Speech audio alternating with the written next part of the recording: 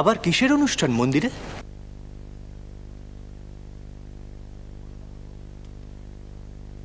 বলো না বড়বাবু।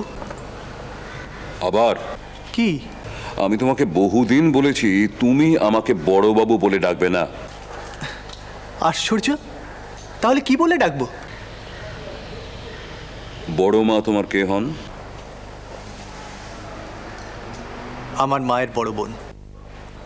মাসি, তাই তো? হ্যাঁ, বড় মাসি। আমি হলুম গিয়ে তোমার সেই বড় মাসির husband.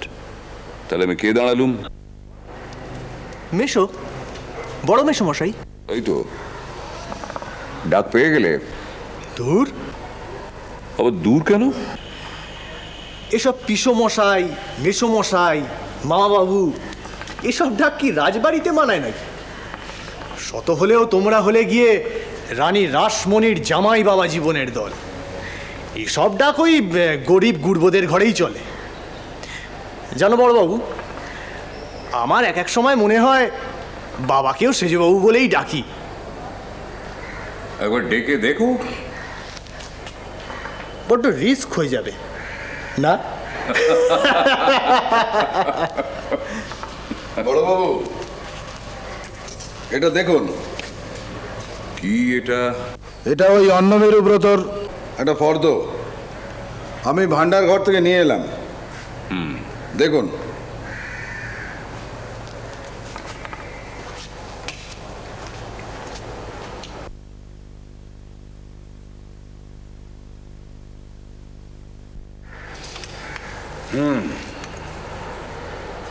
Bad, very bad, very very bad.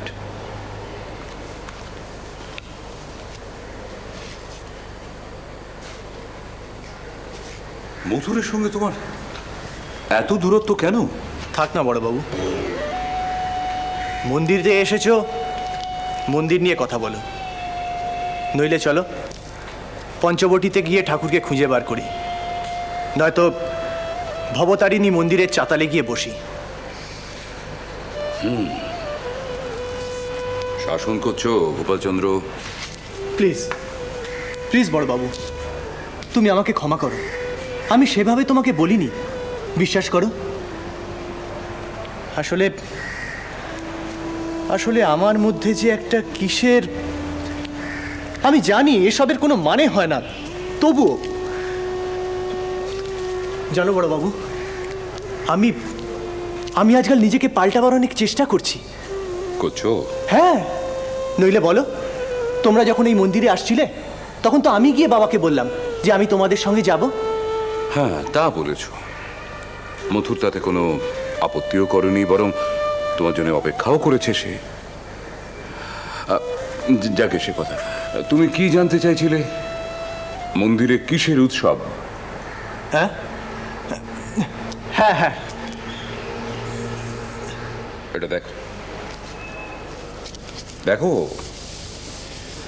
বাবা, 1000 মণ চাল, 1000 মণ ডাল, 1000 মণ তেল, 1000 ভরি সোনা, 1000 ভরি রূপা, কি হবে? তারপর তো আরো দেখছি 1000 কমণ্ডলু, 1000 কম্বল, সহচরী দলের কীর্তন, রাজনারায়ণের দলের চণ্ডীর গান, যাত্রাপালা। এসব কি ব্যাপার বড়বাবু? দেখে যাও, দেখে যাও। তারপর তো আরো দেখছি শাল, রেশমি কাপড়, ঘি, কাঁচা মুদ্রা। কেন? অন্নমেরু ব্রত। মন্দিরের কল্যাণার্থে, দেবতাদের সন্তুষ্টি বিধানার্থে তোমার বাবা এই ব্রত পালন করবেন। কিন্তু সে তো বহু টাকার ব্যাপার। না,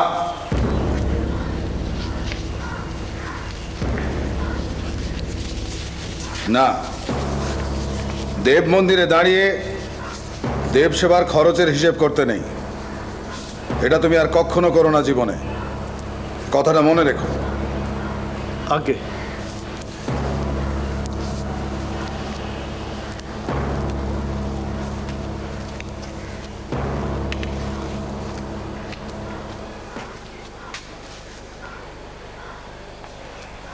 এ তোমার ভারী অন্যায় সেজবাবু, এটা তোমার দোষ। তোমার প্রতিটি কথায় সব সময় একটা প্রবল আধিপত্য। কেন? ওয়াই? ও তো বড় হয়েছে, একটা কোনো বিষয়ে ওর কিছু জানার ইচ্ছে, একটা মত প্রকাশের বাসনা এ তো থাকতেই পারে। আমি জানি বড়বাবু, যেটা আমার আমার একটা দোষ।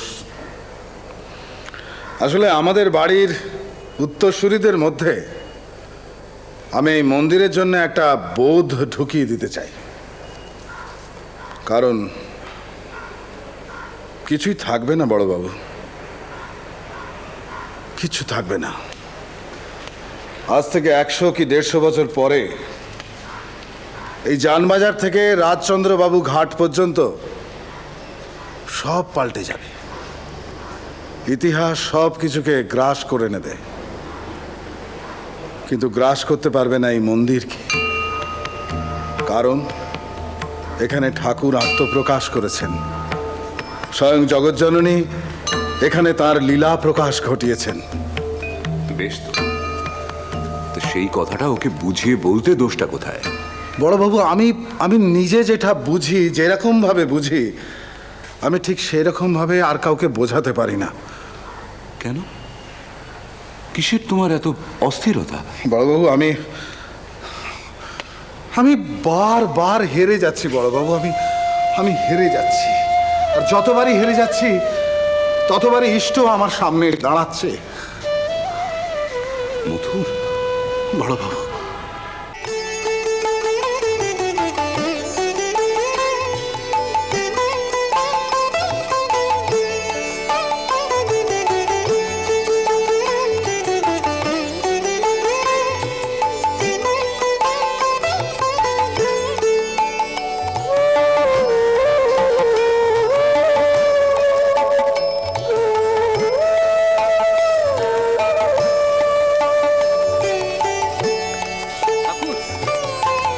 ঠাকুর, ও ঠাকুর, ঠাকুর,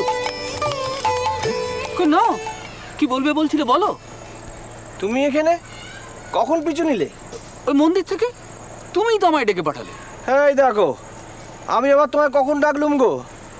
আমার বলে লোকজনের মেলা থেকে হাঁপিয়ে ওঠার দশা, তাই পালিয়ে এলুম। ঠিক তাই ঠাকুর, তুমি আমায় ডেকে পাঠাওনি।